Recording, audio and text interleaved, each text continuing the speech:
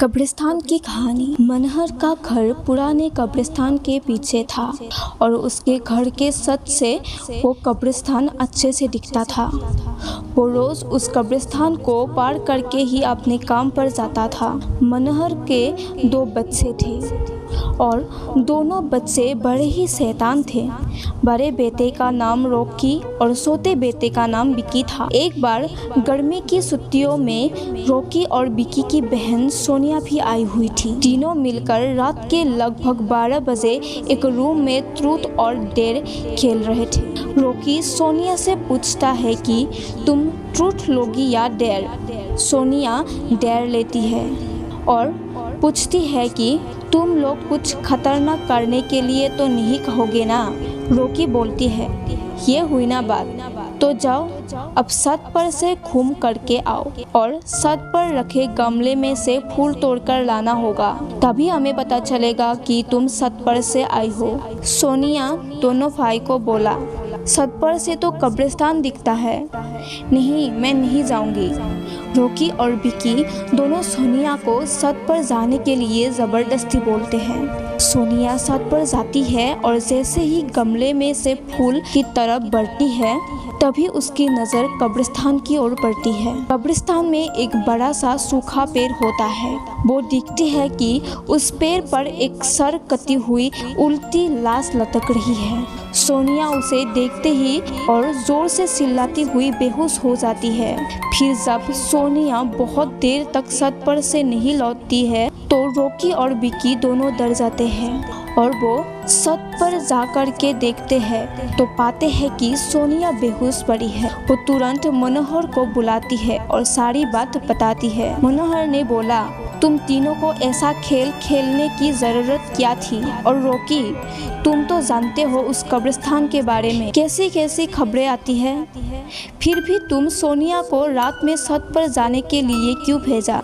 Sorry dad, मुझसे गलती हो गई, हम आगे से ऐसा नहीं करेंगे। हर फिर सबको बोलते हैं और फिर कभी दोबारा ऐसा काम किया तो तुम दोनों को उसी कब्रिस्तान में छोड़ाऊंगा। अच्छा सोनिया बेटी, ये बताओ तुमने वहाँ ऐसा क्या देख लिया था कि तुम वही बेहोश हो गई। सोनिया सहमी हुई हालत में मनोहर को सारी बात बताती है कि उसने क्या देखा। मनोहर ने उस कब्रिस्तान के बारे में ऐसी खबरें पहले भी सुनी हुई थी, इसलिए सोनिया को डांटता नहीं और बच्चों को संभल कर रहने की सलाह देती है। एक दिन मनोहर को काम से छुट्टी मिलने में देर हो जाती है और उस दिन उसे ऑटो भी नहीं मिलता है। वो पैदल ही घर की ओर चल पड़ता है। इधर विकी और रॉकी दोनों आपस में बातें कर रही थी। रॉकी ने विकी से बोल रही थी कि विकी, तुम्हें क्या लगता है सोनिया ने जो कहा वो सच है। मुझे तो लगता है कि वो सिर्फ बातें बना रही है, वो उसका भ्रम होगा।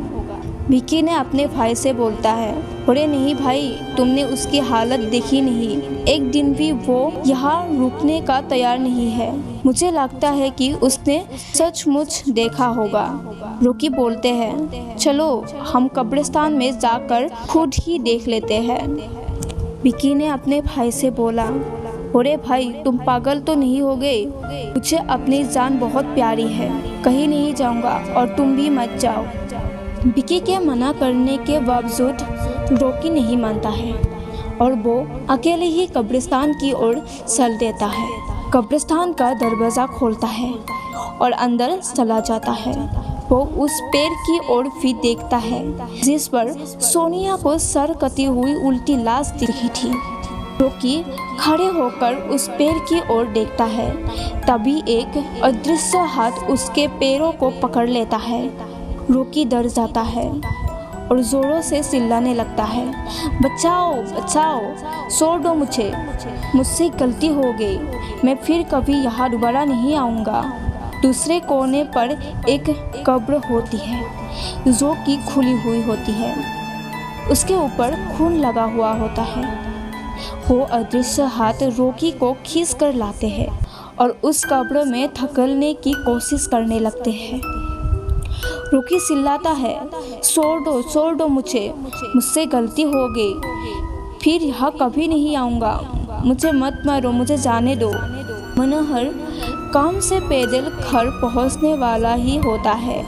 जैसे ही वो कब्रिस्तान से गुजरता है उसे रॉकी की आवाज़ सुनाई देती है। मनोहर सोचने लगा, ये क्या? ये तो रॉकी की आवाज़ लगती है। ये तो कब्रिस्तान से आ रहा है, मुझे जा करके देखना चाहिए। मनोहर कब्रिस्तान में चारों ओर देखता है लेकिन रॉकी कहीं नहीं दिखाई देता है। वो घर लौटकर आ जाता है और विकी से पूछता है कि रॉकी कहाँ है। विकी अपने पापा से बोलते हैं कि पापा, मेरे बार बार मना करने के बावजूद भी रॉकी कब्रिस्तान में चला गया। वो जानना चाहता था कि सोनिया जो कह रही थी वो सच है या नहीं। मनोहर ने बोला, हमारे पास समय बिल्कुल भी नहीं है। जाओ, घर के मंदिर में जल रखा है, जल्दी से लेकर आओ। हमें रॉकी को खोजने कब्रिस्तान जाना पड़ेगा। विकी वो जल लेकर आता है।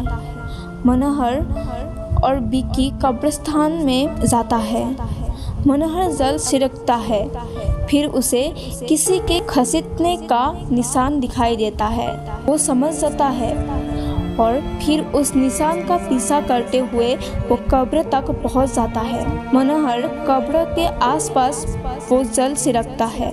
कब्र से अजीब अजीब सी आवाज़ें आती है। विकी बहुत डर जाता है। मनोहर ने बोला, मुझे लगता है कि श्रापित प्रेत आत्माओं ने रॉकी को इस कब्र के अंदर कैद कर लिया है।